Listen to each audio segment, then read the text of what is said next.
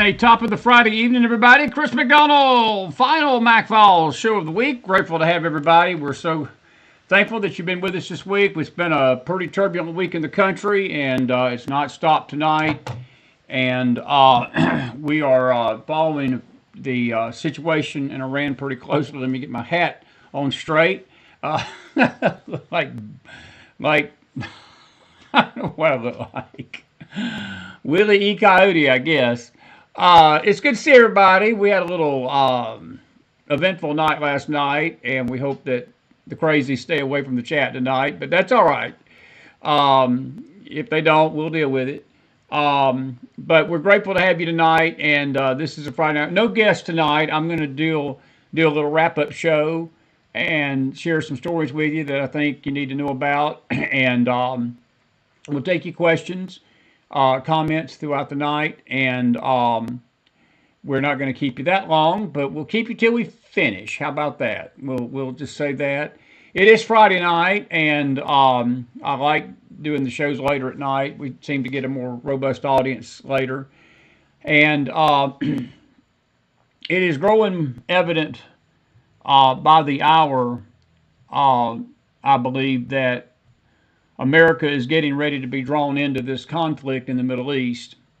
President Trump today made some comments. He is basically, yesterday he said he was giving Iran 2 weeks. And, you know, that doesn't mean that he's not going to do anything in 2 weeks. I think I heard Brian Kilmeade this morning on Fox say it best. The time for talking's over. He's given them every chance to negotiate, and it's time for America to put up or shut up, to be honest with you.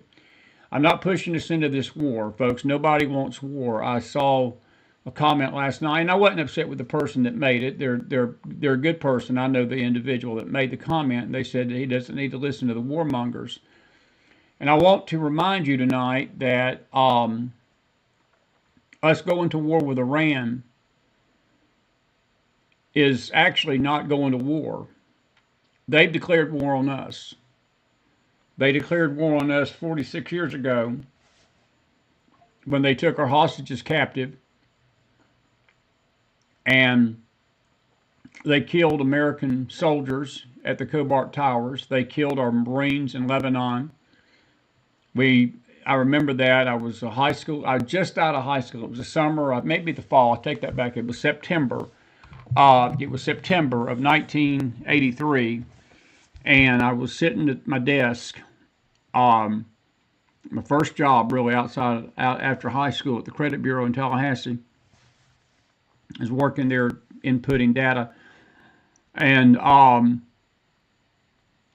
remember that day very well because the boss's son came in and told everybody that our barracks in Lebanon had been bombed. And he was a pretty level-headed kind of guy, but he was very troubled, and he was concerned then that we were on the brink of a Middle East war.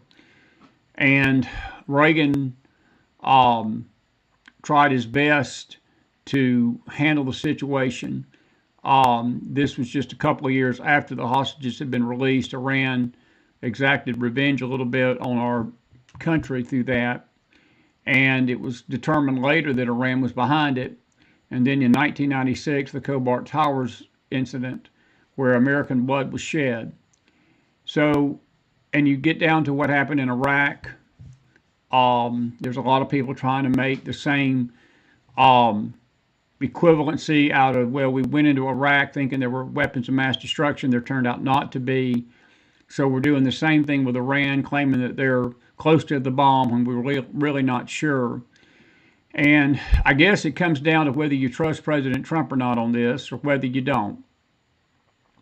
I don't think there would be anybody in office other than him that I probably would trust. It is not his job. Let me change that. It is not his desire. It is his job to protect the country. It is not his desire to have to show force. He said today, sometimes you have to show a little toughness to maintain peace in the world, and he's absolutely right. He's dealing with people that don't want peace. Iran met with European officials today for 4 hours, or yesterday. No agreement was settled, and they dug in. They're digging. That's the title of our show tonight. They're digging in tonight. They're basically thumbing their nose at the United States, putting their middle finger up, and telling Trump that under no circumstances whatsoever will they accept a deal where there is no nuclear uranium enrichment material that they can have. They want to keep that uranium even in limited supply. And Trump asked the $1 million question today: why would a country with the greatest oil reserves in the world that produce electricity for that nation need uranium to do that? They don't. The only reason, and then common sense people can sit back and think about this and say, well, if they don't need the uranium for that, then why would they need uranium? Well, anybody with half a brain would know that they're trying to get a bomb with it. They're trying to make a nuclear bomb. And I think I heard something tonight, and we're going to play some video here in a minute. Jesse Walters had a good summary about this. And I know that we've been really centering on Israel and Iran this week. There's so many other stories that we have not been able to cover, and we try our best to sort of hit the high points during the radio show we did today.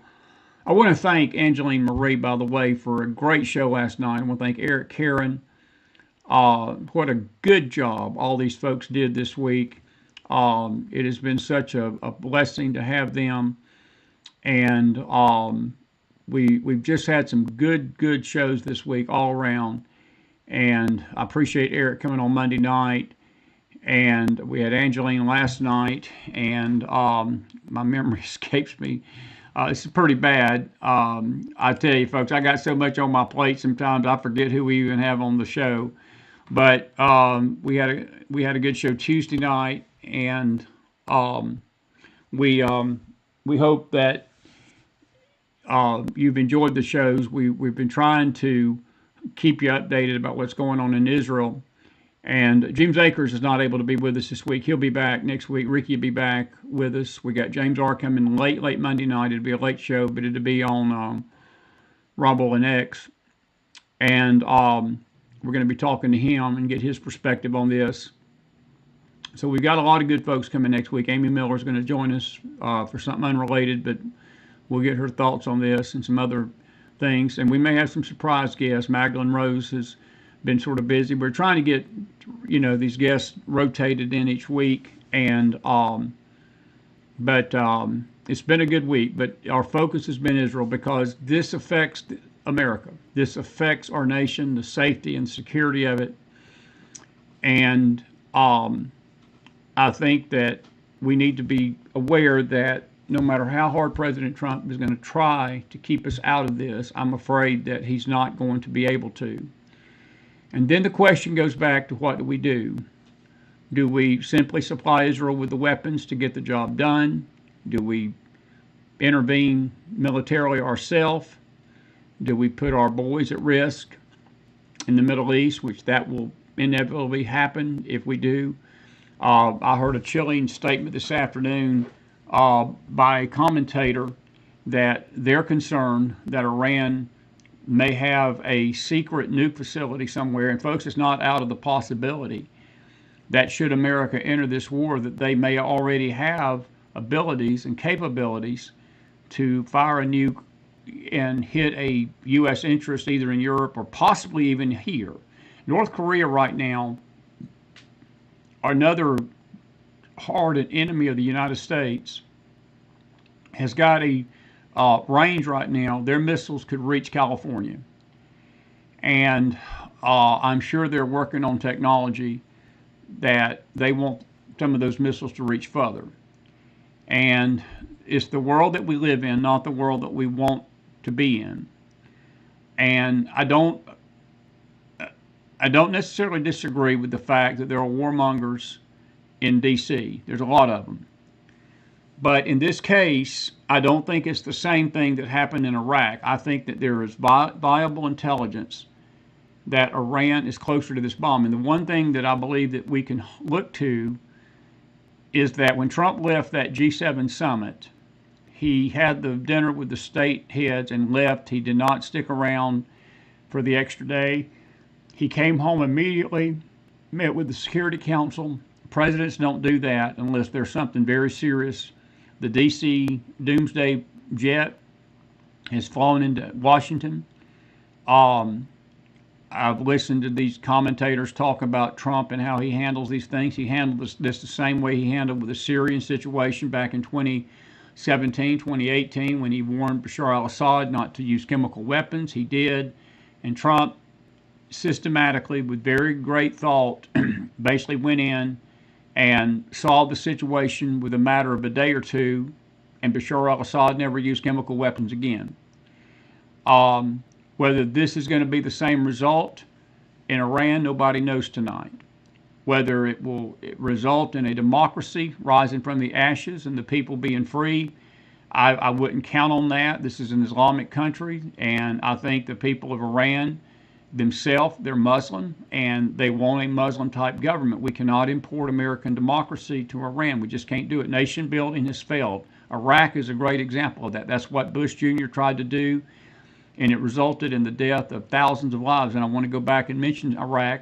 A lot of the deaths, 18% of the deaths of Iraq, were tied directly to Iran, basically sending proxies over the border and fighting American soldiers.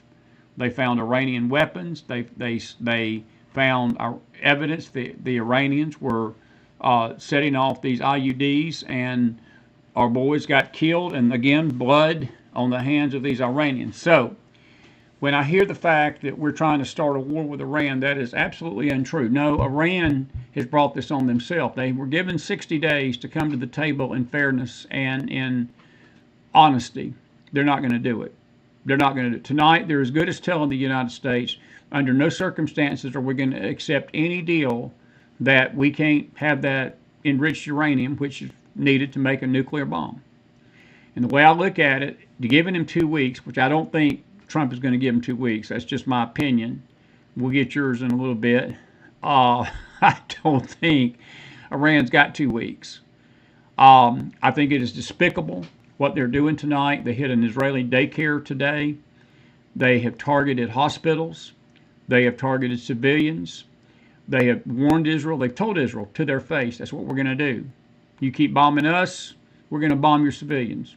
We're going to kill your civilians. And I know that President Trump wants Bibi to show restraint and not to go after regime change. But at some point, I told my beautiful wife tonight at dinner, I said, you know, if it was any other leader of the world, if this was happening to our nation, and there was an entity, there was a nation that was doing this to us, and they were targeting civilian cities and not military targets, but they were targeting civilians, I do not believe, I put it like this, I'm for sure Donald Trump would probably not sit by and let that happen without a regime change.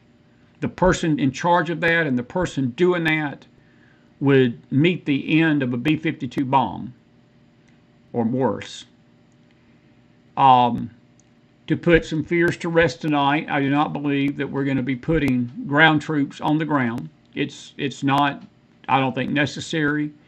I think that it is, this can be done through the air, but this is a word of caution to you, the American citizen tonight, and our listeners, that these events are getting more intense, and do not be surprised if you wake up on any given day in the next week or two and you not find America embroiled in this war. I just don't see a way out of it. I just don't see a way out of it. But sadly, Trump is going to get blamed for whatever happens in it, one way or the other.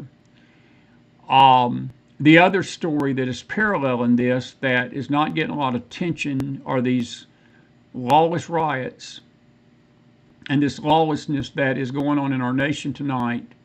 Portland is looking like Beirut tonight because of these riots. The court sided with Trump today, saying he can keep the National Guard in L.A. They sided right. Even this was a Ninth Circuit, which is liberal as can be. Even they said that he's got the right to protect federal property with the National Guard when the police refuse to do it. And the police in L.A. have refused to protect property. They've refused to protect ICE. They've refused to protect the agents that are coming in there to do their job. So Trump said, I tell you what, I'll do it myself. and the court sided with him today in a slapdown of Gavin Newsom.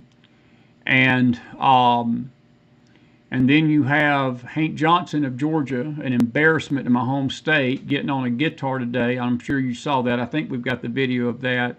If we don't, we'll play it next week. But basically calling Trump a traitor, and that's what the Democrats have been basically relegated to, is playing off-tune songs on a TikTok video to make themselves look foolish. But they're supporting this lawlessness, and they're supporting these riots. They're supporting these people. And the hypocrisy of hypocrisy are these same people that made you mask up, that basically some of you lost your jobs because you wouldn't wear a mask. Some of you lost family members because you wouldn't wear a mask. Some of you weren't invited to Christmas dinners, and you were told that if you didn't wear a mask, you were killing the population. And if you didn't wear a mask, you were basically causing the world to end because you were infecting the human race with COVID because you weren't wearing a mask. And we found out later all that was nothing but bullshit. And the mask didn't protect any of us. The mask was never the issue. And most common sense people that knew that didn't wear one. Like myself, never put on a mask. I had to one time because I went to the hospital in 21 and they were forced to, but I put that thing right under here. Until they came in that room, I'd never put it over my nose. I just wouldn't do it. I had to go to the hospital to have heart surgery, and they required you to wear one. But other than that, I never wore it. But even the hospitals, folks, they blackmail people. You couldn't get health care if you didn't wear a mask. And I'm making a great example of something. You couldn't get health care. You couldn't go to the grocery store. You couldn't do anything. And then the churches bought into this mess, making their congregants wear masks. People were wearing masks. It's 90, almost 100 degrees down south this week. And people in the summertime of 21, I remember in 2020, driving around suffocating in their cars wearing masks, thinking it was saving them from this COVID bug, whatever this was. And come to find out, it was not saving them from anything. But the same people that forced that on you and forced that on the country, they're now complaining tonight. Jerry Nadler's out there complaining that the ICE people are wearing masks. And they've got something to hide. No. Do you realize that there are 500%, there's been 500% increase in the attacks on the ICE agents just since, June the 20th tonight. I think in the last 30 to 45 days, 500% the number of attacks that have been launched against ICE agents, assault, doxing, threats against their family that are legitimate threats of people wanting them dead and things like that, up 500%. Unreal. Unreal.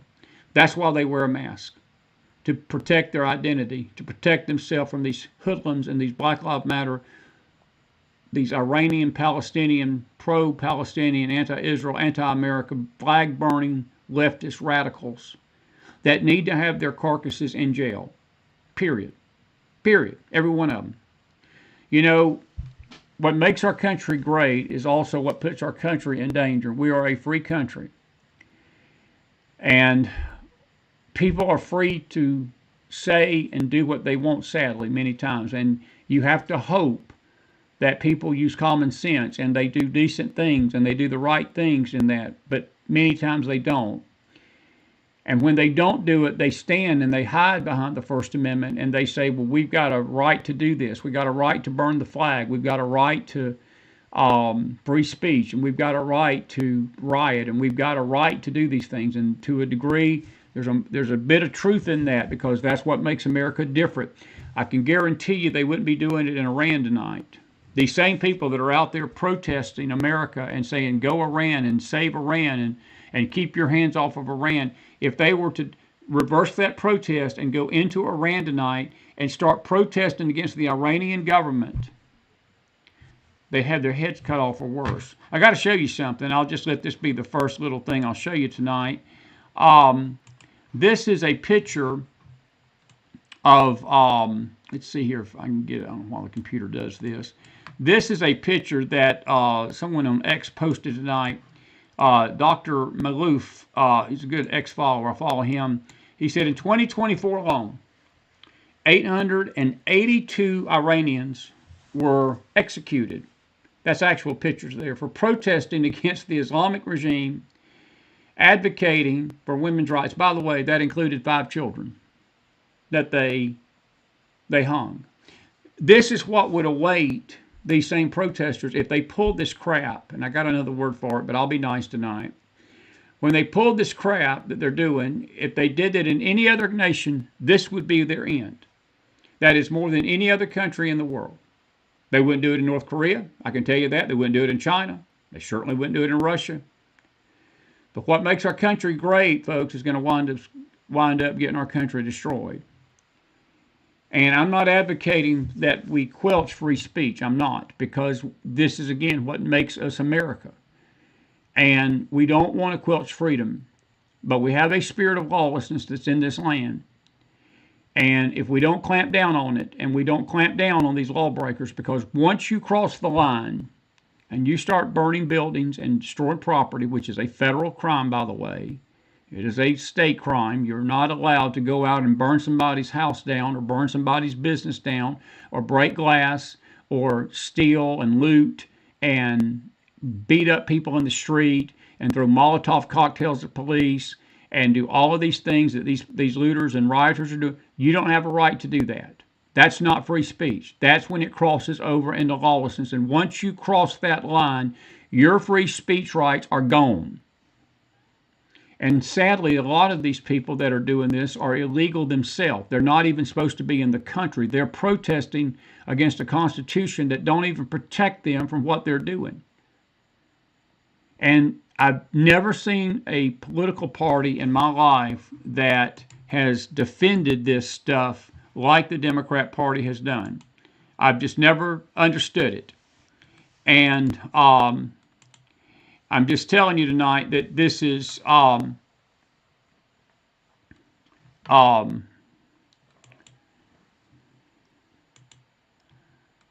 let's see here. Let me do this. Let's see here.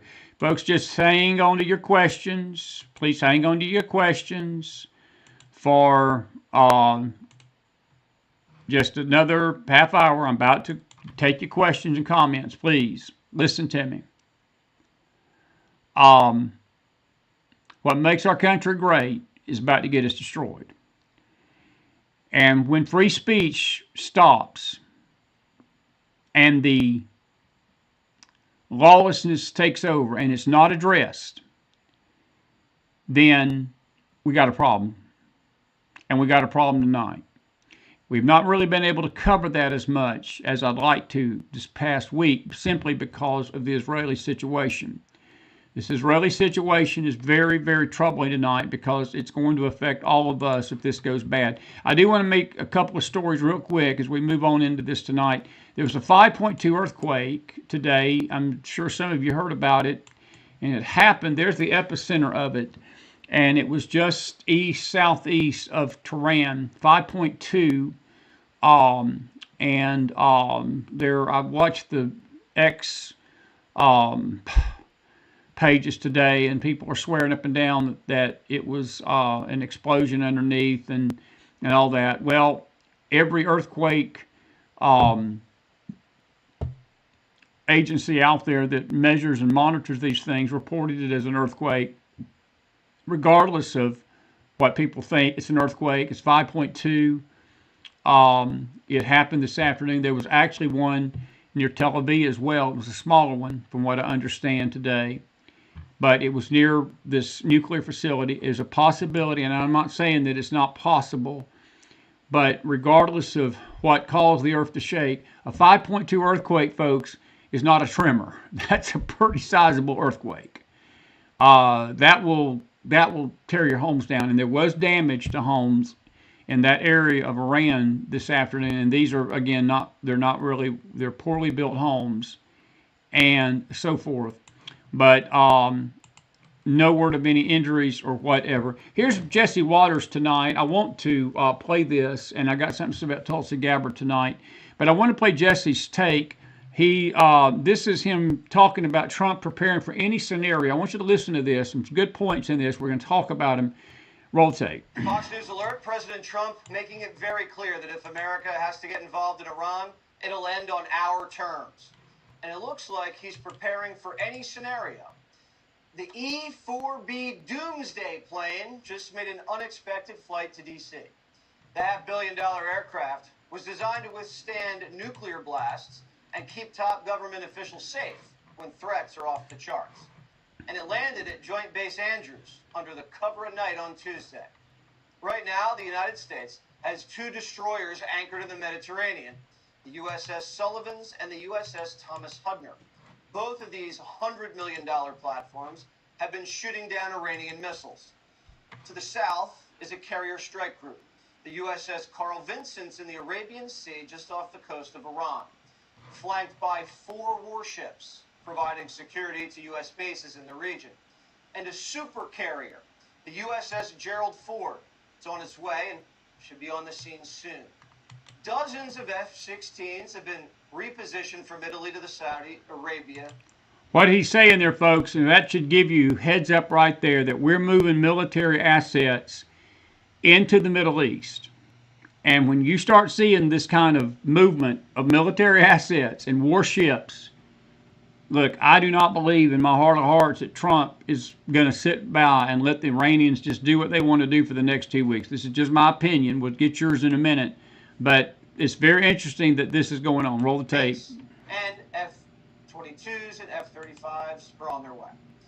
Now, if we're going to drop bunker busters on the Iranian nuke site, it'll be done by B-2 stealth bombers.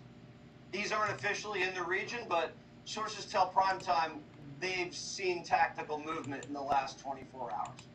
This is a major moment for Trump, and he's aware that his legacy is on the line. Quote, he is in his last term of his presidency. He may or may not see a window to do something that is something he's always believed is right and is important for the world. And I want to stop this one. That was last night's, but I wanted to mention that I thought I played that. I played it on the radio. Didn't play it for you all.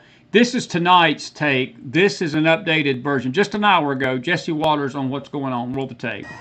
Fox News alert, there's been an earthquake in Iran. 5.1 magnitude right outside the capital. But the war isn't slowing down. The USS Nimitz carrier strike group arrives in the region this weekend, doubling the number of aircraft carriers there. Trump telling reporters that 2 weeks isn't a deadline. Anything could happen before then. Does Iran have 2 weeks, or could you strike before that? Are you essentially giving them a 2-week timeline? I'm giving them a period of time. We're going to see what that period of time is, but I'm giving them a period of time. And I would say 2 weeks would be the maximum. This period of time gives Trump more military options as he moves more assets into place. It could also be a setup for a surprise attack. And it lets Israel soften up Iranian targets and suppress their capacity to retaliate if Trump does decide to join the offensive. Continued Israeli bombardment could pressure the Iranians to sign away their nuke program. Trump's hoping that's the case. Today, Iranian negotiators met with European diplomats in Switzerland, but there was no breakthrough. No breakthrough whatsoever. And they basically said the same thing I said to you earlier tonight. No scenario where they give up their ambitions for enriched uranium. The regime continues to insist on enrichment. Trump says negotiations with the Europeans, waste of time. No, they didn't help. No. Iran doesn't want to speak to Europe. They want to speak to us. Europe is not going to be able to help in this one. Iranian negotiators are saying they'll only meet with the United States if Israel stops its airstrikes. But Trump has already said, we're not interested in a ceasefire. We want a solution.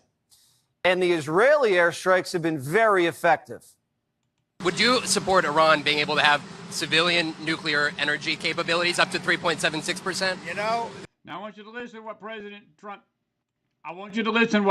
Trump has to say here. Now you're going to hear a little vibration because I'm trying to keep the volume up. I want you to listen to what he had to respond to that question because Iran's insisting they need this for peaceful purposes. Listen to this. They're sitting on the top of one of the largest piles of oil in the world. I just don't know why they need that for civilian work. You know, it's one thing for certain countries to say, hey, I want to have a certain amount where I can go nuclear a little bit because we need it for electricity, we need it for air conditioners, etc. But when you're sitting on one of the largest oil piles anywhere in the world. It's a little bit hard to see why you need that. The march to war was picking up speed, and the 2-week window takes the pressure off and gives Trump control of the timeline, not Netanyahu. There's risks to action and there's risks to inaction. It's like life-saving emergency surgery. It's delicate and dangerous. Sources say the president's looking at what happened to Libya. Quote, the president in recent days has specifically mentioned the oil-rich North African country's decades-long plunge into anarchy in 2011, after the U.S. joined a NATO bombing campaign to oust dictator Muammar Gaddafi. Gaddafi saw America topple Saddam over WMDs, so he got rid of his program voluntarily, thinking it would save him from an invasion. But Obama, Hillary, and the Europeans exploited the vulnerability, launched airstrikes, and Gaddafi was brutally murdered by the Arab Street. Libya is now a failed state. It's run by militias and terrorists. And Europe had to absorb waves of refugees. Air campaigns aren't always successful. Look at North Vietnam. Look at Kosovo. They're attractive because they limit casualties, but Trump's ruled out boots on the ground. Is an aerial campaign in Iran enough, or do you need ground forces? Well, I'm not going to talk about ground forces. The last thing you want to do is ground forces. Iran's mountains and deserts create a natural fortress, and any ground assault would be a death wish. If the Ayatollah's taking out in an airstrike or a coup, there's no natural opposition group to seize power.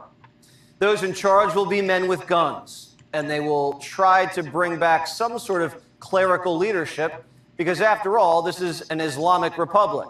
If the supreme leader were toppled and foreign enemies sought to foment public unrest by bombarding the country, enforcing a no-fly zone and applying economic pressure, as they did against Saddam Hussein's Iraq in the 90s, the Guard would use brute force to maintain power. And this is the, we got another minute of this. This is the fine line that Trump is walking tonight. That's why we need to pray for him for wisdom. This is the reason Trump and his team have been working around the clock to reach a deal behind the scenes. 47 knows if you snuff out the Ayatollah without planning for the aftermath, he owns what happens next. President, are you concerned that Iran or its proxies would wage terror attacks against American targets abroad if you order military action? We're always concerned about that, and we have to take them out and be very strong. You're even in danger talking to me right now. Do you know that? You are in danger talking to me right now. So I should probably get out of here, but you guys are actually in danger. Can you believe it? If the United States did take military action, the Iranians could have a clandestine nuclear operation. They could activate it without us knowing and spin up a nuke in the dark. Once the missiles start flying, things move fast. The exiled Shah's son is already meeting with congressmen and planning for a post-Ayatollah Iran. At least there's planning for what comes next. You couldn't say that for some of these other wars. This is why there's only one commander-in-chief. President Bill Clinton, he was given an opportunity to preemptively strike North Korea's nuclear program in the 90s. He chose not to. And today, North Korea can put a nuclear warhead on an intercontinental ballistic missile within the range of California. Bill Clinton also was given the opportunity to take out bin Laden in the 90s. He chose not to. And then just a few years later, 9/11. Iraq, Libya, North Korea, bin Laden. These are all fresh in 47's mind. As he likes to say, we'll see what happens. And we will see what happens, folks. That's a good summary of that. It's probably the best summary you can get tonight. But this is what we're at this hour at 9:14 Central, 10:14 in the East. It is 3, 4 in the morning, and the rockets are flying in Tel Aviv, sadly, again in civilian areas of Iran tonight. There's also another story that I want to talk about. This is President Trump. Lindsey Graham and Mike Pompeo need to be in jail tonight, to be frank with you. I'm going to play this video. I'm going to play this video. This is Trump talking about Lindsey Graham today. They've been over in Ukraine. Trump's trying to keep the Ukrainians and Russians from killing themselves. And this is Trump about them going over there telling the Ukrainians to keep fighting. You've been making progress toward the peace deal, but I don't know if you know this, but Lindsey Graham and Mike Pompeo were there on the ground in Ukraine, seemingly doing the opposite, trying to provoke the Ukrainians to keep fighting. What do you think of that? Well, we're going to see, and people have to be very careful with what they say. They're going to be very careful with their mouth, because their mouth can get them into a lot of trouble. Their mouth can get them into a lot of trouble. I totally agree. And Lindsey Graham and Mike Pompeo, if you're talking about warmongers, there's two warmongers. That's two warmongers, without a doubt. And that is warmongering. That's the difference in warmongering and defending our nation from a threat. When you're over there telling the Ukrainians to keep fighting a winless war, they can't win this war, and you keep jimming up the war, that's the difference in a warmonger and what President Trump wants to do in Iran. And folks, he's really not having a lot of a choice to do what he needs to do in Iran. There's another thing I want to talk about tonight. It's about this Minnesota. Actually, I'm going to play this right here. This is actually from February. This is an Iranian correspondent, and he's warning America. He was warning America back in February that something like this was coming. Roll the tape. I caution you of the days to come, because they will not be easy. There are people among us today who might not be with us next year at this conference. And this is the reality. Because the liberation struggle requires sacrifice, and I know everyone here is prepared to make that sacrifice.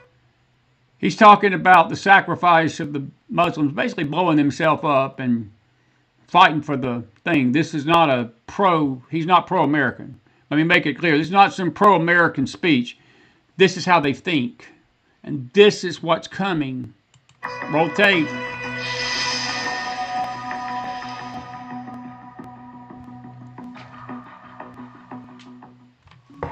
In May 2024, over 100 organizations gathered for the People's Conference for Palestine in Detroit, Michigan.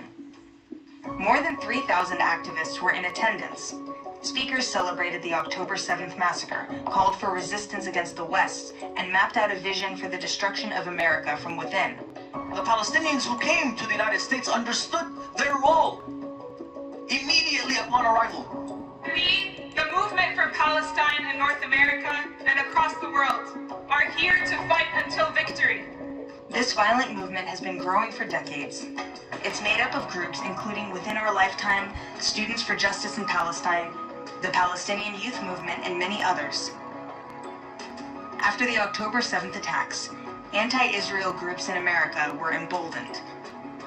They saw the massacre as an opportunity to intensify hostility toward Jews and America. When I think about the USA, it should burn! Death to America! As the movement worked non-stop to legitimize the Hamas attack, the activists openly flaunted their hatred of Jews and Israel through protests, vandalism, encampments, and violent assault. This is going on in the good old US of A, America tonight, folks, all over the country. Portland, Oregon will tell you it is. It's going on in their city tonight.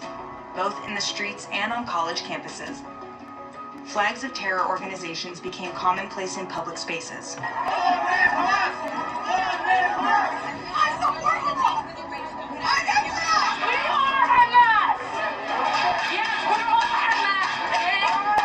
Activists celebrated the brutality of the October 7th massacre, drawing inspiration from the barbaric acts of terrorism.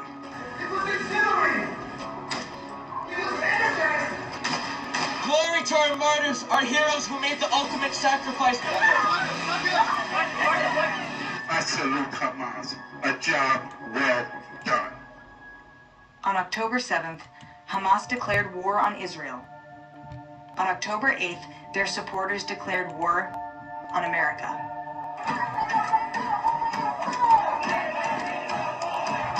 It is time to bring the war home! It is time to smash this empire! The goal of the movement is not just to destroy Israel. Their primary target is the U.S.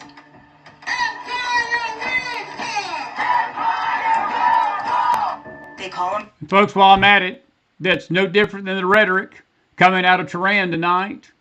They're not saying anything differently. This is an extension of how Iran feels about this country.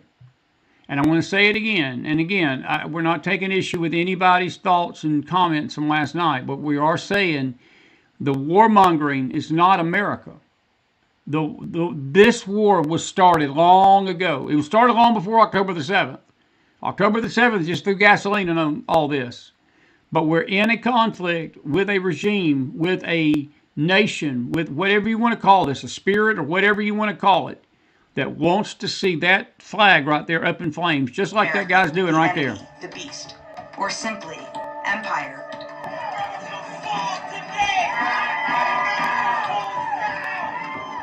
We're in the belly of the beast. We're in the heart of U.S. empire. We are here in the belly of the insatiable imperial beast. Here in North America, in the U.S., the belly of the beast, the heart of empire. We have to bring down this empire with 1 million cuts. We will be hitting empire where it hurts most. Bring empire to its knees. Dismantling the heart of empire is not easy, and it won't be rapid. As I told you, folks, what makes America great is our greatest danger tonight. That's being said here. That's being said here in America because we allow them to do that. We allow them to say that because we're America. Roll tape. But we know it's possible. This panel, y'all, is talking about what is next. To strike at the heart of empire. The Palestinian American pro-terror movement uses the word resistance as a euphemism for violence. And that resistance is to be accomplished by any means necessary. All means necessary. The resistance, in all its forms. Resistance, including armed resistance. Normalized armed struggle. They're not terrorists, they're freedom fighters. Our noble, steadfast resistance. Conference speakers outlined their strategy for bringing the war home. I believe our fundamental role is to generate political and social crisis within the American ruling class. Mass mobilizations is the primary tactic. Street shutdowns, bridge and train shutdowns, airport caravans and shutdowns, encampments, building takeovers, targeting of weapons manufacturers, shutting down events. We will be here in the streets, on our campuses, in our classrooms, in our workplaces every day. We have made the situation untenable for the empire's ruling classes and the political establishment. You're getting an insight. We got 2 more minutes of this. You're getting an insight of what they planned. This was put out in February. It's not like we didn't know this was coming. Roll tape.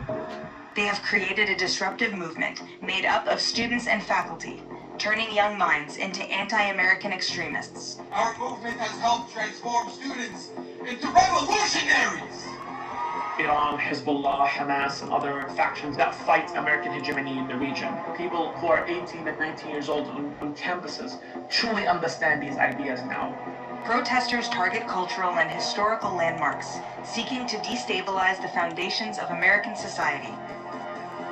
They are openly hostile to law enforcement and engage in violent opposition toward the police.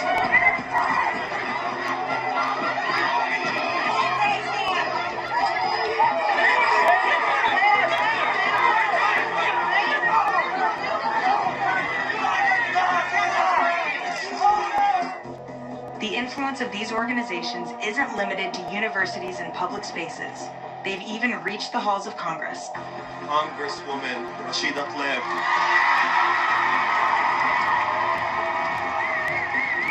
We're going to move Congress, and we're going to move the White House. We're not going anywhere. Free Palestine! The influence of... Let me rewind that back, folks. That's a sitting member of Congress. That's Rashida Tlaib. You're paying her salary to get up there and say this. Roll the tape. We're going to move Congress, and we're going to move the White House. We're not going anywhere. Free Palestine! The influence of these violent groups is growing, and they are working towards their goal of dismantling America. Our struggle is a long struggle, and one that stands on the shoulders of thousands of martyrs and thousands of fighters who have committed and who are committing their lives to lay the ground for the revolution we see ahead of us today. Gaza tells us to escalate for it. That can mean so many different things, but what I will tell you is we need to start sacrificing. The threat of violence is not theoretical. In this war of resistance, all Americans are potential targets.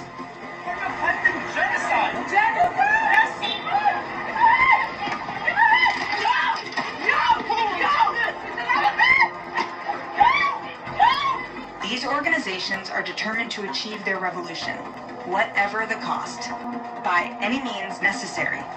Resistance, by any means necessary.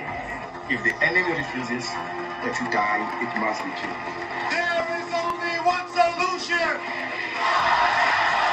The Palestinian diaspora in North America has committed its martyrs for this cause. Students have brought the war home. It is either victory or death. Either victory or death. They're losing their ability to control us. And this means that now the gloves are off. And quite frankly, anything is possible.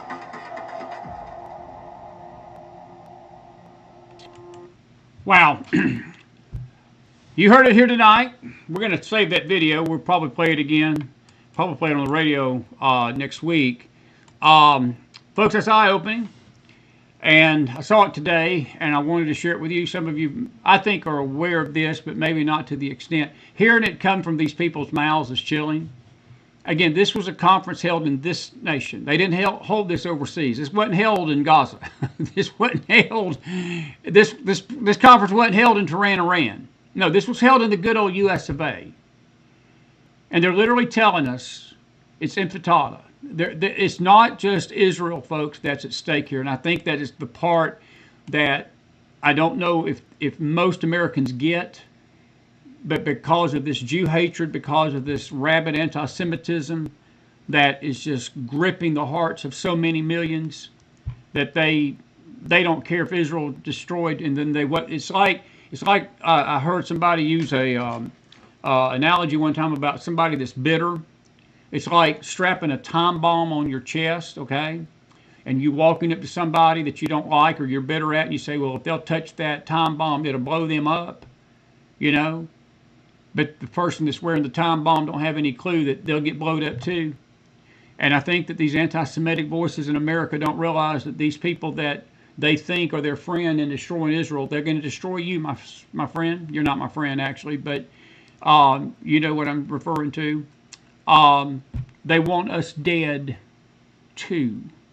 And these protests that you've seen and all of this unrest in this country, folks, and all this lawlessness, you can tie it right back down to what we're facing tonight, this threat coming from Iran. I'm not saying Iran's part of all of it, but they're the head of this snake of the Hamas proxies, of the Hezbollah, of the Yemenis, the Qatars, all of these Arab nations that hate America, that are sending their kids over here, sending these people over here to wage jihad on us from within our own border. And, you know, this goes back to the illegal thing because, again, we don't know how many of these kids probably came over here illegally during the Biden years. There's no way to put a figure on it. There's no way to get all of them out. You can't find them. And, you know, I'm just appalled at this Democrat Party that wants to defend this. They want to defend this. I want to put up a couple of quotes, and we're gonna. I have so much more to talk about tonight, but as always, I don't have time to do it. I do want to play this clip from AOC. A couple of clips. AOC. You know, I do think listen that to this. Several members of Congress, in some of my discussions, have brought up media literacy because that is a part of what happened here, and we're going to have to figure out how we rein in our media environment so that you can't just spew disinformation. Isn't that rich? Isn't that rich coming from this bartender? Isn't that rich coming from the left? That they're worried about disinformation? Seriously? Seriously? And misinformation is one and thing. Misinformation? That's all they do. That's all the left media does. You know what she's calling for there is the removal of podcasts like this and other right-wing conservative talk radio shows. Anything that goes against these Dems, that's who she's asking for, because she don't care about the disinformation coming from the left. Have differing opinions, but it's another thing entirely to just say things that are false. No kidding, AOC. So that's something that we're looking into. No kidding, AOC. Blatantly false. Blatantly false. Don't let me get started tonight because I'm trying to be diplomatic on a Friday night. Blatantly false, huh? That's just rich. That is just rich. Here's John Fetterman. I appreciate John Fetterman. And he said something tonight that is very, actually he said this yesterday. He said, I'm not rooting against President Trump because if you're rooting against the president, you're rooting against the nation. I want to say that to all listening tonight. If John Fetterman, whom I tell you what, I have a lot of respect for the man. And I may not agree with his politics. And if I would sit down and talk to him, me and him probably couldn't agree on 6 things, 5 things, 4 things, 3 things. But I do respect him because he's sounding normal. That's a normal, that's how the country should be. That's coming from a Democrat. Democrats, you see this guy right here? You should learn from him. You should learn, not from Jasmine Crockett and AOC and Rashid Tlaib and Ilhan Omar. This is a State Department official that was fired, and he was fired because of this. Does that bend you that I work at the State Department or anything like that? You work for the Office of the Legal Advisor. Okay. Visa adjudications, basically. Issuances and refusals. Sometimes I do say it to cab drivers that are from like Hispanic descent. Yeah. I'm like, don't talk to the police. You know, I'm just saying, like, don't admit the truth. If you want a loophole, keep your mouth shut. The one group of people that I'm not a huge fan of, Yemeni people. Really? I hate them with a passion. They're such awful people in the application process. In the application process. They are They're the not most easy to deal conniving with. group of folks next to Indians.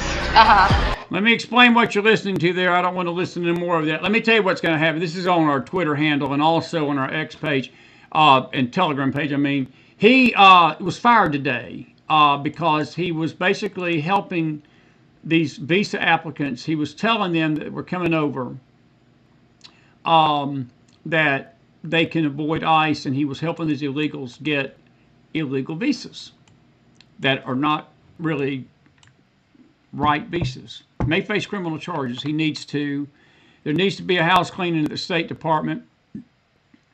I've not had time to talk about this a lot. I want to. We'll talk about this next week because this is a story that is sort of crawling under the radar. I want you to listen to this. You all heard about the assassination this past week of those 2 Minnesota, the lawmaker and her husband, and then the other lawmaker got shot like 12 times. I mean, he took 7 bullets to his chest. His wife took just as many. They survived miraculously by this crazy man. Listen to this mess. And I want you to listen to what he wrote this letter to the FBI and what he said. Listen. Assassin who disguised himself as a cop to shoot down Democrat politicians and their spouses. He killed 2 and seriously injured 2 others. Today we're finding out he wrote a letter to the FBI claiming he was trained by the U.S. military, quote, off the books, and that Tim Walz asked him to kill Amy Klobuchar so he could take her Senate seat. Belter's facing state and federal murder charges. State and federal murder charges.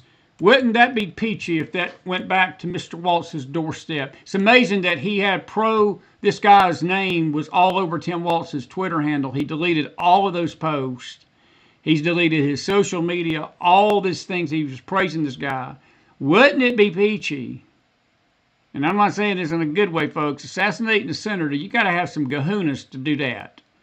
But what if it's proven that that's right? What if it's proven that that's right? And that goes back to the governor of Minnesota. These Democrats, I'll tell you what now, they'll kill you.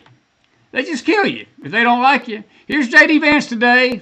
I love J.D. I'd love to see a J.D. Ron DeSantis ticket. or a Rubio DeSantis or a Rubio Vance ticket. Either one will work for me. Lawmakers who keep getting handcuffed. The New York Times just did a story. They keep getting handcuffed, suggesting that the Trump administration is cracking down on Democrats. Can you comment on that? Well, I was hoping Jose Padilla would be here to ask a question, but unfortunately, I guess he decided not to show up because there wasn't the theater. And that's all it is. You know, I think everybody realizes that's what this is. It's pure political theater. These guys show up. They want to be captured on camera doing something. They want to be able to go back to their far left groups and to say, look, me, I stood up against border enforcement. I stood up against Donald Trump. When all they're really standing up for is for drug cartels to run rampant over our country and sex traffickers to be able to continue to traffic little kids into our country. That's what you're doing when you stand against border enforcement. So I think these guys, we ought to laugh them out of the building.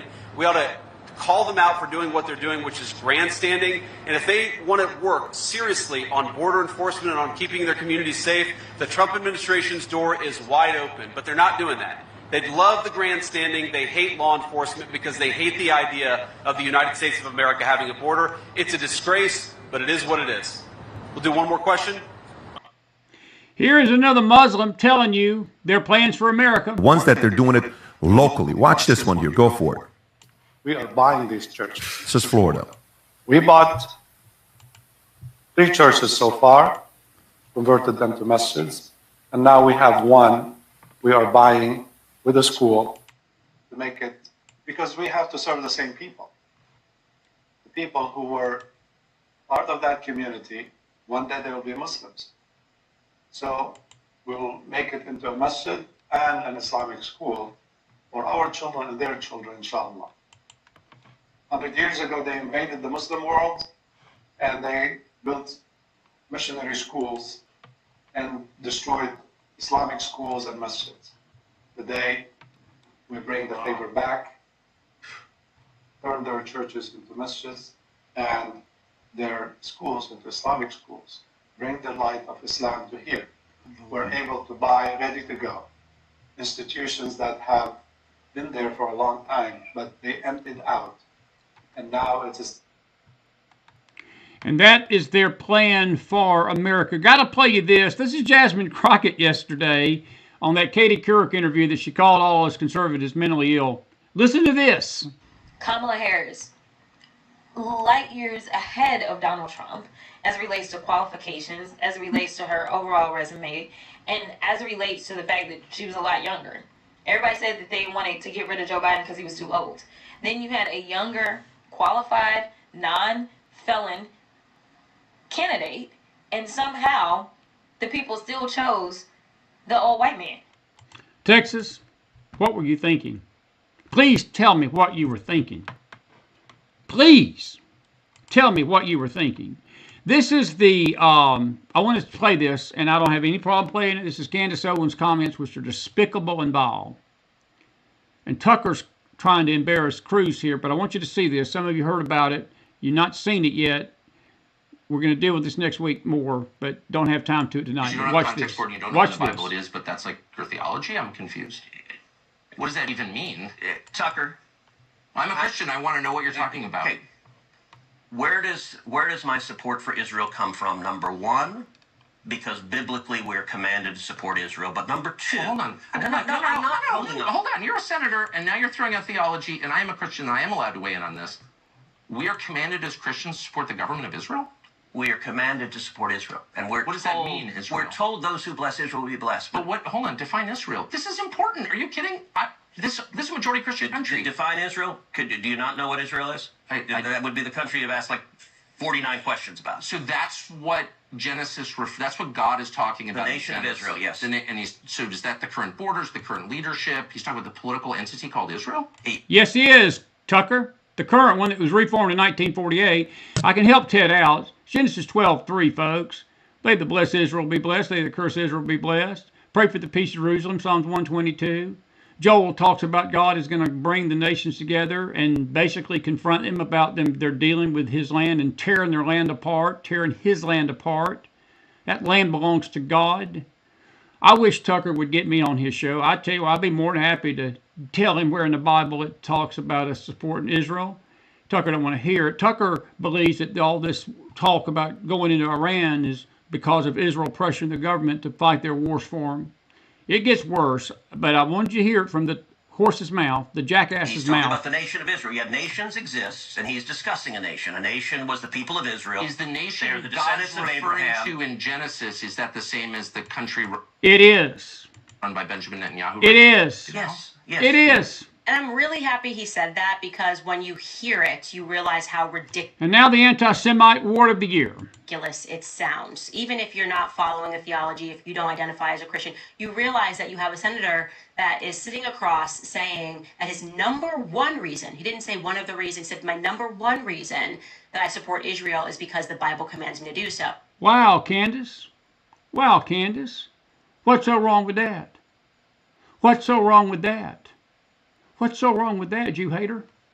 And just so you know, the Bible does not command, and this is what Tucker Carlson is getting to in that It does command, Candace, but go ahead. Make yourself look foolish. clip, it absolutely does not command you to support the modern state of Israel. The Genesis is pointing to the modern 1948 created state. Now, I got my Bible students in the house. They hear me preach this every morning. The created state of 1948, folks, was not creation. It was reformation. Israel's been around before they were taking turd breath out of her diapers. No, Israel's been around, Candace, for nearly 4,000 years or longer. It wasn't formed in 1948. It was reformed in 1948 after a miracle of God, after 1,900 years of being scattered all over this earth because of sin. By the way, Candace, the same reason that you need Jesus, they need Jesus. Tucker, the same reason you need Jesus is the reason they need Jesus tonight. I don't mind laying this on the line, neighbor. This is what's infecting America. And then we wonder when you got social media gems like this out there spewing this crap, while we've got the Palestinians uprising in America and thinking they can just burn America to the ground. I wonder where their outrage is about that video you just saw about the Palestinian plan for America. I don't hear any of that coming from this individual's mouth. Of Israel, and you must support it, despite the fact that it is very much involved in what can only be described as demonic behavior. Demonic behavior. She's talking about Israel. Israel's involved in demonic behavior tonight, trying to protect its citizens from bombs hitting daycares and bombs hitting civilian areas and women being raped and babies being beheaded and families being kidnapped and killed in cold blood. But Israel is the one that is demonic in Candace Owens' warped up anti-Semitic Jew-hating world. It's creation, right? And so you're going to ignore every other biblical passage. You're going to misinterpret this one. It's a dispensationalist heresy. You wouldn't know what dispensational heresy is, Candace. You don't even know what the Bible says. You'd be better just to keep your mouth shut. As the proverb says, if you're going to talk like a fool, don't be talking like a fool, because other fools around you will think you're one of them. Dispensationalist heresy, which was factually...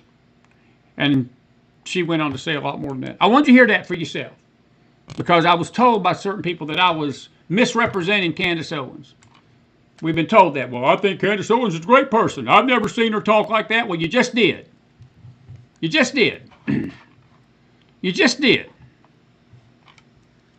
You just did. So, Chris wasn't making it up. Carol Smith, good job. You say Tucker interviewed Putin, buddy. Did he ever interview Netanyahu? No, he has not, Carol. He is not. You can put your questions, and I'm done for tonight. I got a lot more to talk about, but it's late, and I want to get out of here. No, he did not, Carol. He sure didn't. It's a good question. Never did.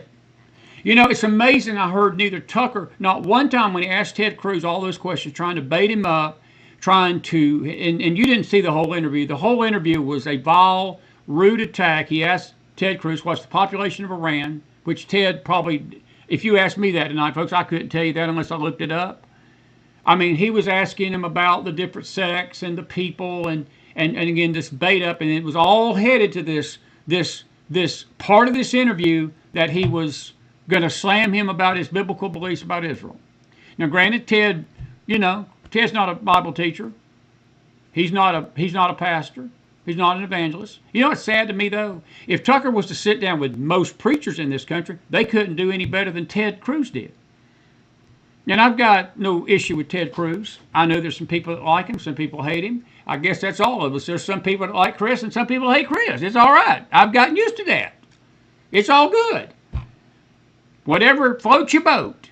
But I will tell you this. What Candace Owens said, folks, that's the root of what she believes. She believes Israel's demonic. She believes their actions, everything they do, are demonic. She calls them the synagogue of Satan. She has spewed worse rhetoric than Adolf Hitler, to be frank with you, but she swears up and down she's not anti-Semitic.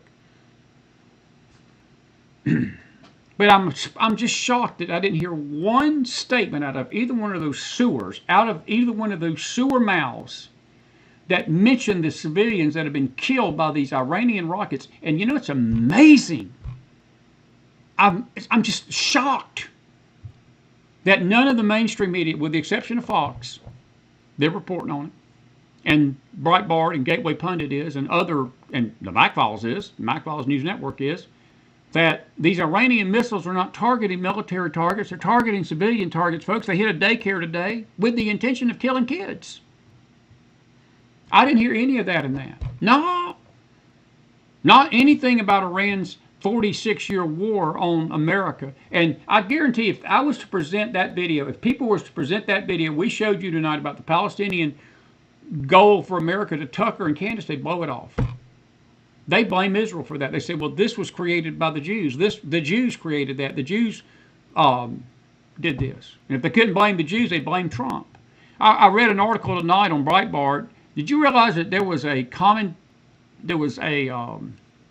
columnist that an Africa guy got AIDS this week? You know who they blame for that? They blame Donald Trump for that. They blame Trump for the man in Africa getting AIDS because of some kind of Doge connection, and they didn't get the funds over there for AIDS research or something. But they blame Trump for the man in Africa getting AIDS. That's how messed up this country is. No, Carol, you're right. No, he didn't interview Netanyahu. He didn't.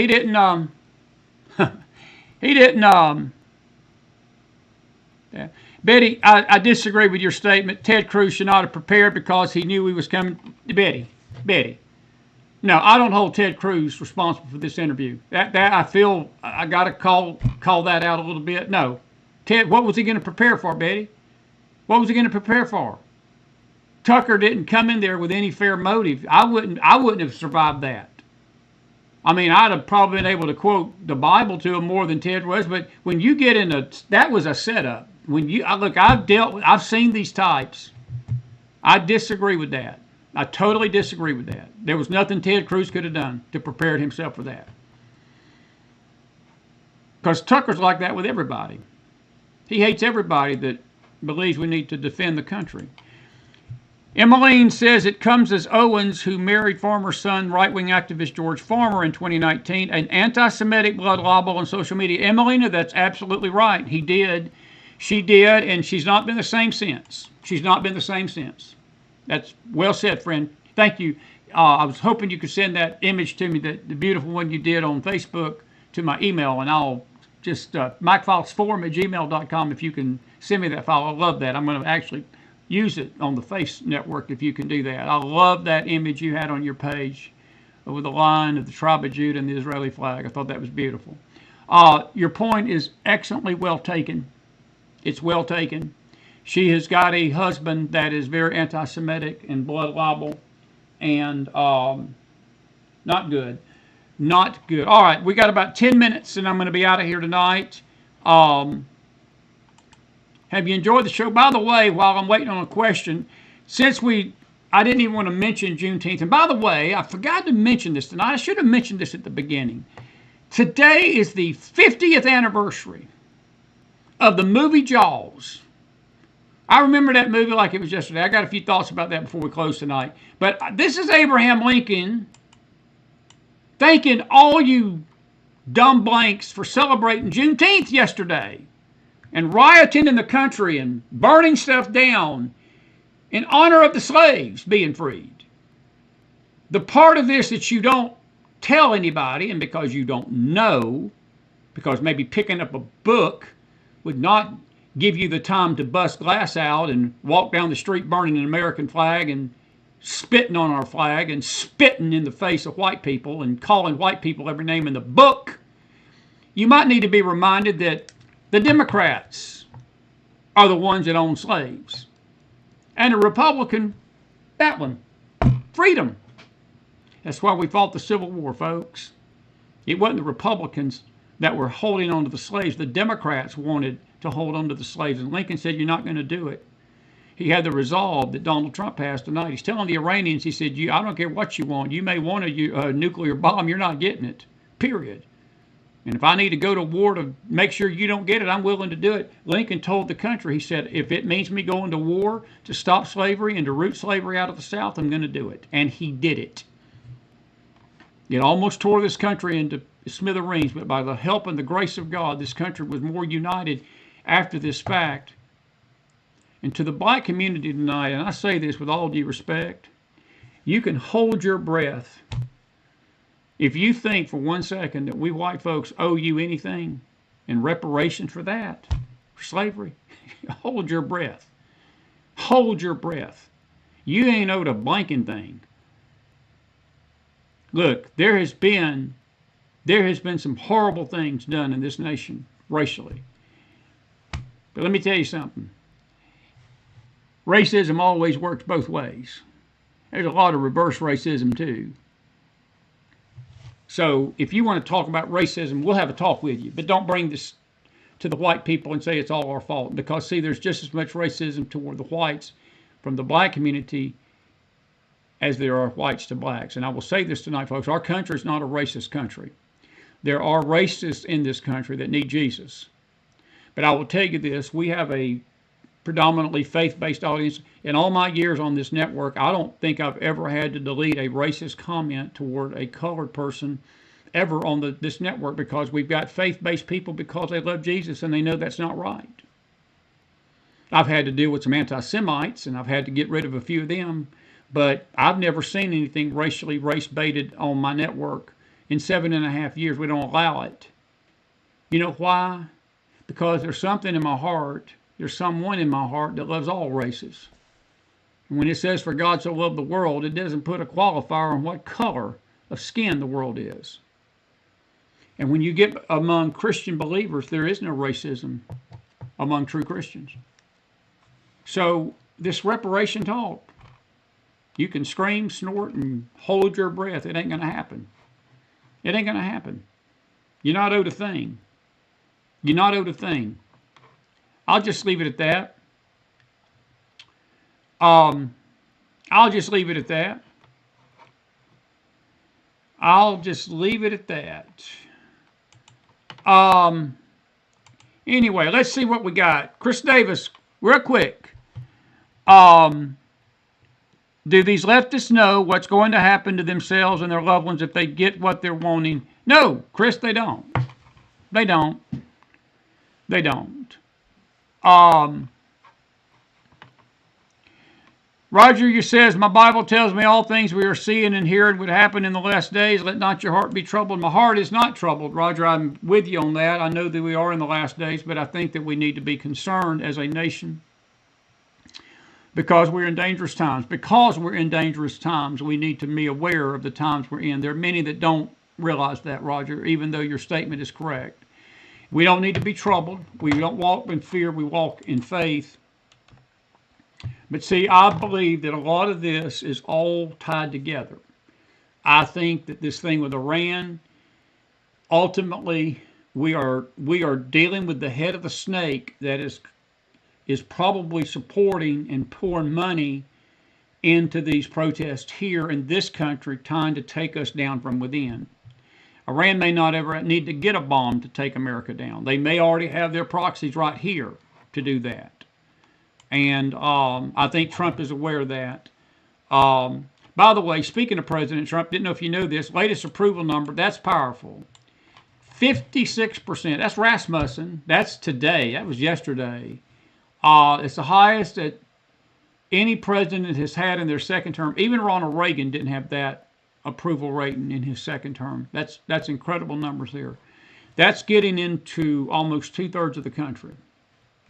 Nobody gets that kind of approval rating. And that's a Rasmussen report. I trust Rasmussen as far as polling more than anybody else. I don't even trust Fox News. I do want to say something real quick about Tulsi Gabbard tonight before I leave.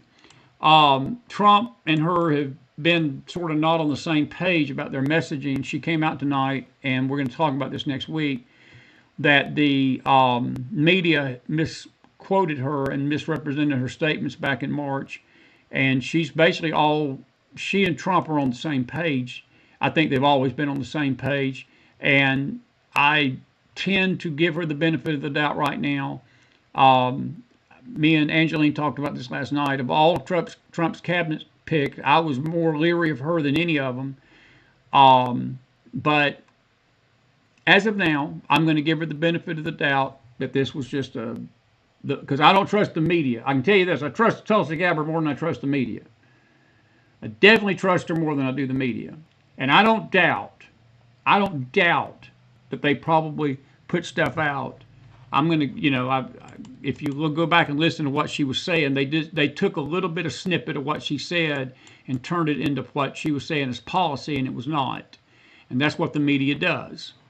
So I'll just leave it at that. Oh, I wished I had more time tonight.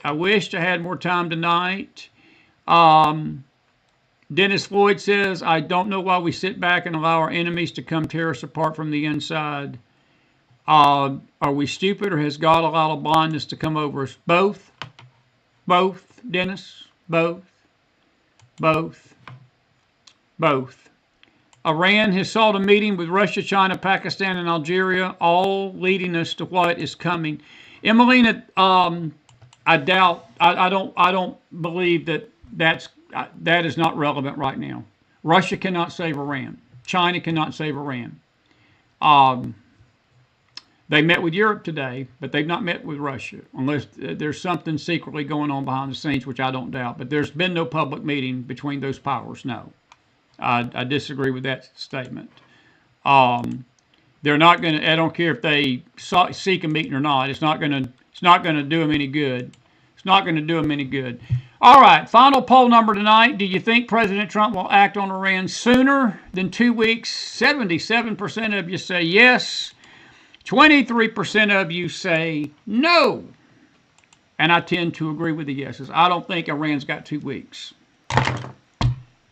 And Chris ain't got 2 weeks, because Chris has got 2 minutes, because we are down to 1 hour and 21, and we're out of here tonight on a Friday night. We hope you enjoyed a McFiles Friday Night Free-for-All. We didn't get anything funny. Let me see. I think I found something we can go out on. God, we need some levity tonight. There's that beautiful flag, by the way. There's that flag that Trump bought. Ain't that beautiful? Wow, look at that. That's beautiful, ain't it? Going to be seeing that flag in July. Going to be up there.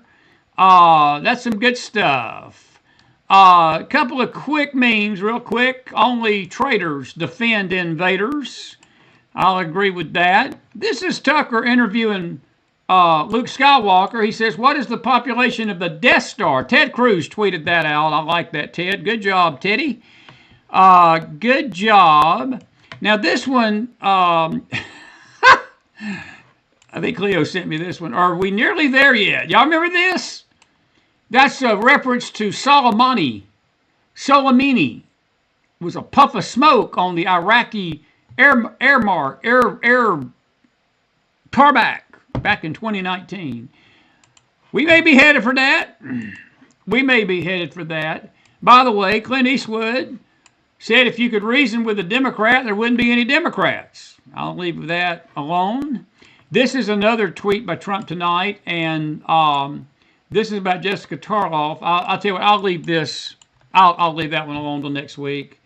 Trump was not too happy with her coverage, which I wouldn't be either. Let's see here. By the way, I did tell Eric something. Another one of the Iranian heads were eliminated. This is Hussein Taib. He was the former head of the IRGC intelligence who had been who had the blood of countless Iranian protesters on his hands, he was eliminated today. I told Eric something on the radio today that I can guarantee you, I don't know too many things I can say for sure about this Iranian conflict, but one thing I can be certain of tonight, that the Iranian brass, what's left of it, the Iranian leadership, they are not talking to each other by cell phone or pager. I'm just saying. I'm just saying. I'll let you chew on that one. Some of you will get it. Some of you won't, but that's okay. Let's see here. By the way, let me remind you that no good parent should ever be okay with pride flags in their children's bathrooms. I'll amen that tonight. And by the way, these three sickos on the Supreme Court, they voted against the Tennessee law that prohibited the castration, the amputate, and the sexually mutilation of healthy young children. They voted against that. They said it was okay to do that. That's a lovely bunch. Just a lovely bunch. All righty, I'm done. God bless you. God bless your families. God bless this great nation of America. I will see you over the weekend. Now, I was... Sandy, you say, do I think that these protests are going to last all summer? Sandy, they're going to last... I don't think there's any end to this. I think these things go on. I would doubt they'll even end. You probably better be getting used to this while Trump's in office. I think this is the norm. I think this is what they're planning to do. There's something different about these protests than there ever was in 2020. There was just something different about... There's something different to these. Look, you basically had protest in 2020 over a convicted felon and a police officer that the media basically labeled as the devil, and he did nothing but I felt like Derek Chauvin was defending himself. And I even saw Christian leaders out there complaining that he had his neck or his knee on George Floyd's neck. Well, nobody was told the whole story of why he had to do that to begin with. George Floyd was resisting arrest. I don't know what part of this blanking population that does not get the fact when the police tell you to put your hands up and stop and put your hands behind your back and you're under arrest, what part of that they don't get? Police tells you to do something, it'd probably be wise to do it. You know? That's why you have lawyers. You don't litigate your case with a police officer. You do what he tells you to do. And if if there's an issue, deal with it. But you don't take your life into your hands. And the whole state of Minnesota went up in smoke. Went up in smoke over that. And Tim Walz let the city burn down. Minneapolis burned to the ground. These protests now, this is not just about one incident, one issue. This is a multi-issue onslaught against our country. But it's rooted, you heard those Palestinian conference goers, they want to take this nation down. They want to destroy America. That's what they want. Did they last through the summer? Oh yeah, they last, but I think they're going to last longer than that.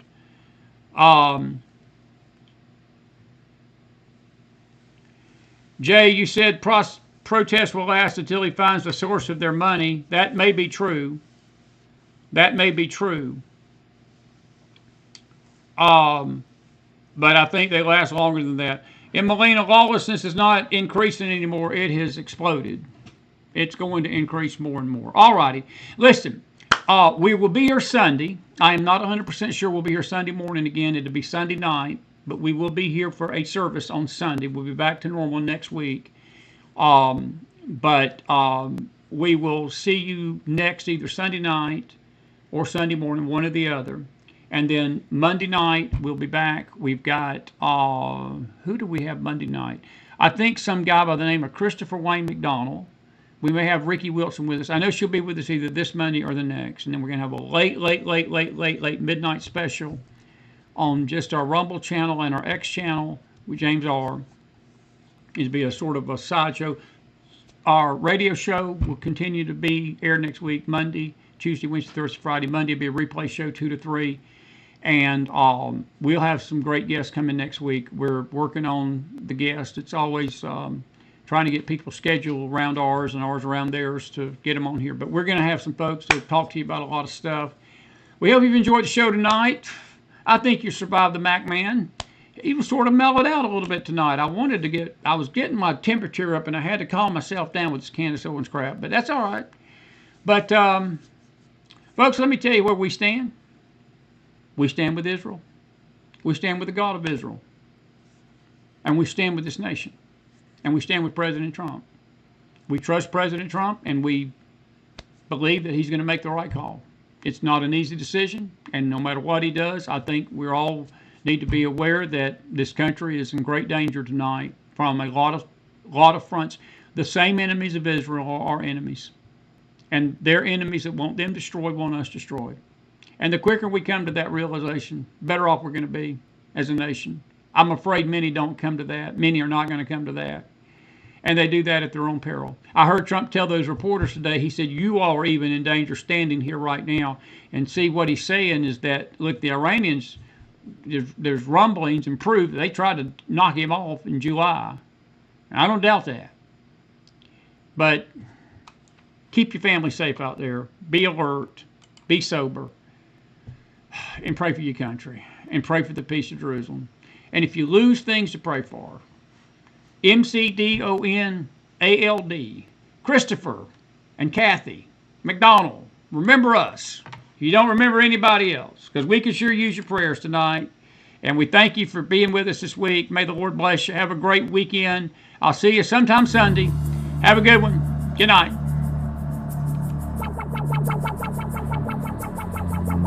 And happy 50th anniversary to Jaws. It's about the shark. It's about the sharks.